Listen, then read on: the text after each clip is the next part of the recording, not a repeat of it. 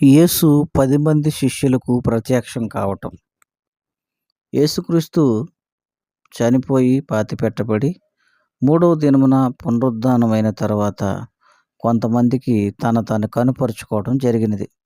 ఆ రీతిగా కనుపరుచుకున్న తర్వాత తన శిష్యులకైతే ఆయన కనిపించలేదు. తాను వారికి ప్రత్యక్షపరుచుకోలేదు. ఈ రీతిగా జరిగిన అనేక సంగతులను బట్టి వారు చర్చించుకొనుచుండగా వారందరూ కూడా భయము చేత ఒక గదిలోకి వెళ్ళి అక్కడ తలుపు వేసుకుని వారిలో వారు చర్చించుకుంటున్నారు. ఎందు నిమిత్తం అంటే యేసు ప్రభువు సమాధిలో లేడు అన్న సత్యాన్ని వారు చర్చించుకుంటున్నారు.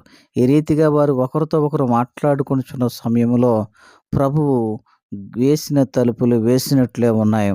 ప్రభువు యేసుక్రీస్తు అయితే వారి మధ్యన కనిపించాడు. ఎప్పుడైతే యేసుక్రీస్తు వారి మధ్యన కనిపించారో వారు ఎలాగో మాట్లాడుచుండగా ఆయన వారి మధ్య నిలిచి మీకు సమాధానమవునుగా కానీ వారితో అనెను. ప్రభు ఎప్పుడైతే వారి మధ్య నిలిచాడో వెంటనే మీకు సమాధానం అగునుగా కానీ మాట్లాడుచూ ఉన్నాడు. వారిని దీవిస్తూ ఉన్నాడు. అయితే వారు దిగులు పడి భయక్రాంతులై భూతము తమ కనపడినని తలంచిరి. వారు ఏ భూతము ఇదొక ఆత్మ అని భయపడుచూ ఉన్నారు. అప్పుడు ఆయన మీరెందుకు కలవరపడుచున్నారు? మీ హృదయంలో సందేహములు పుట్టనేలా? ఎందుకు మీరు సందేహిస్తున్నారు? మీరు నాతో కలిసి తిరిగారు, నాతో కలిసి భోంచేశారు, నాతో పాటు పరిచర్యలో పాలు పంచుకున్నారు. అలాంటి మీరు ఎందుకు సందేహిస్తున్నారని వారిని ప్రశ్నించాడు. ప్రశ్నించి ఈ రీతిగా మాట్లాడుచున్నాడు. నేనే ఆయనను అనుటకు నా చేతులను నా పాదములు చూడండి అని చెప్పి ప్రభువు తాను కనుపరుచుకున్నాడు. అంటే వారి యొక్క శిష్యులు నమ్మని కారణం చేత వారికి సాక్ష్యముగా చూపిస్తూ ఉన్నాడు. ఇవిగో నా చేతులు చూడండి, ఇవిగో నా కాళ్ళు చూడండి, ఈ చేతులలో ఈ కాళ్ళు మేకులు దిగగొట్టబడి ఉన్నవని సత్యాన్ని వారికి చూపించినప్పుడు అక్కడ ప్రభు ఈ రీతిగా ఉంచుండు.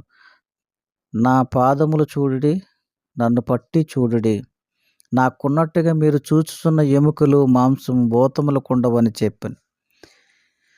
భూతానికి మాంసము ఎముకలు ఉండవు కనుక మీరు నన్ను పట్టుకుని చూడండి, నాకున్నట్టుగా మాంసం భూతంకు ఉండవని చెప్పి తన చేతులను పాదములను వారికి చూపాను.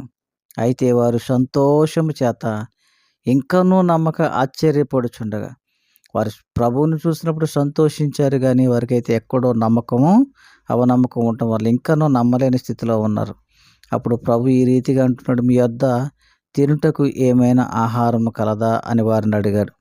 వెంటనే వారు ఏం చేస్తున్నారంటే కాల్చిన చేప ముక్కను ఆయనకి ఇచ్చిరి. ఆయన దానిని తీసుకొని వారి ఎదుట భుజించాను. అంతటా ఆయన మోషే ధర్మశాస్త్రములోను ప్రవక్తల గ్రంథములోను కీర్తనల్లోనూ నన్ను గూర్చి వ్రాయబడి ఉన్నది. ఇవన్నీ మీరు చదివే ఉన్నారు, ఇవన్నీ మీరు గ్రహించే ఉన్నారు. ఇవన్నీ నా గురించి నెరవేరనివ్వాలని నేను మీ యొద్ద ఉన్నప్పుడు మీతో చెప్పిన మాటలు నెరవేరినవని వారితో చెప్పాను. ఏదైతే లేఖనాల్లో చెప్పబడినవో అవన్నీ కూడా నెరవేరినవి నా విషయంలో అనే విషయాన్ని తెలియజేస్తున్నాడు. అప్పుడు వారు లేఖనమును గ్రహించినట్లుగా ఆయన వారి మనసు తెరిచి ఈ రీతిగా మాట్లాడుచున్నాడు. క్రీస్తు శ్రమపడి మూడవ దినమున మృతుల్లో నుండి లేచుననియు యెరూషలేము మొదలున సమస్త జనులలో ఆయన గూర్చి సాక్ష్యము పలకవలన సత్యాన్ని ప్రభు మాట్లాడుచున్నారు. మారు మనసునకు పాప క్షమాపణయు ప్రకటింపబడినని వ్రాయబడినది. కనుక మీరే ఈ సంగతులకు సాక్షులు గనక సర్వలోకమునకు వెళ్ళి మీరు ఇట్టి విషయాన్ని తెలియజేయడని ప్రభు తన యొక్క శిష్యులతోటి అక్కడ 10 మంది శిష్యులు ఆ యొక్క గృహంలో ఉన్నారు. ఆ 10 మంది శిష్యులతోటి దేవుడు తాను కనపరుచుకున్నాడు.